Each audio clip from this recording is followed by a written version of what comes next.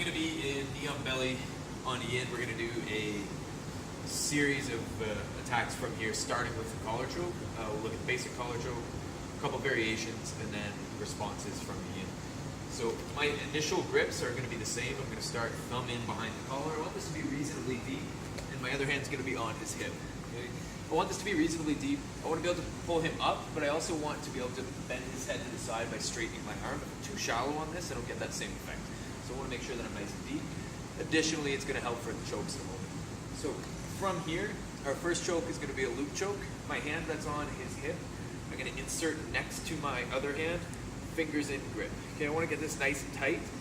From here, I'm going to lift Ian's head up as high as I can, pull with both hands, and then I'm going to let him fall and at the same time loop my arm around his head. Okay, when I loop it around, I should get the blade of my wrist on the other side of his neck. Really simple finish from here. My right arm is going to stay basically straight. My left arm is going to be dropping down that way. Okay? From here, again, nice deep grip. Punch in, lift up, drop, and circle, and finish my choke. Okay? Simple, really strong. Works well when I can get the space to get both hands on one side of his neck. Sometimes what's going to happen is I can't get both hands on this side, but I have space on the other side, in which case I'll do a baseball bat choke instead. Okay. First one was my loop choke. This is going to be my baseball choke. So same initial starting position, only this time if I can't get in here, I'm going to open up a bit of a wrinkle on this side and insert my hand directly into there. From this position, I want to turn, put my head on the ground, but I want to make sure that as I do that, the blade of my wrist doesn't end up on Ian's face. If I circle too high, I can kind of jaw lock him, and I prefer to choke him. So I'm going to put my forearm heavy on his chest and spin around from there, using that forearm on the chest as my pivot point. So here, spin, and I drop my head. Good. Loosening this up for now, but as I actually want to complete the choke, I would hold that nice and tight. Again, my left arm is really just acting as an anchor. It's my right arm that's going to be doing almost all of the choking. Okay? If he stares at the ceiling, this will come on as a wind choke. If he rolls into me at all, it'll come on as more of a blood choke. Okay? So here, grab the back of the collar, open up a wrinkle, and I come in here. Nice firm grip, pressure through my forearm onto his chest, and I hug him. If I can get my head on this side of his arm, that's where I want it. If I can only block around the hip, that's okay too. But I want to make sure I'm up this way. If I go too close to his feet, the choke's not nearly as strong. Okay. So those are going to be our two basic chokes initially. After that, we get into things like responses, potential responses from Ian. Okay? So we're going to go back, we're going to look at the loop choke first, and how two ways that he may try to defend that. First, it's going to be me turning this into a darce. So I'm here. I'm going to start punching in, just like I did before for my loop choke. Only this time, as I loop this around, Ian defends with his arm. He grab together. Yeah, perfect. Okay.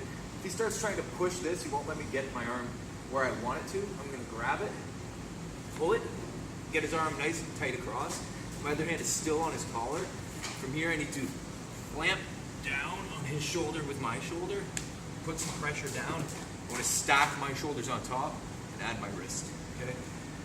My hand underneath, when I'm holding the collar, I'm casting the fishing rod with my wrist to make sure that I'm pushing the blade of my wrist into the side of his neck.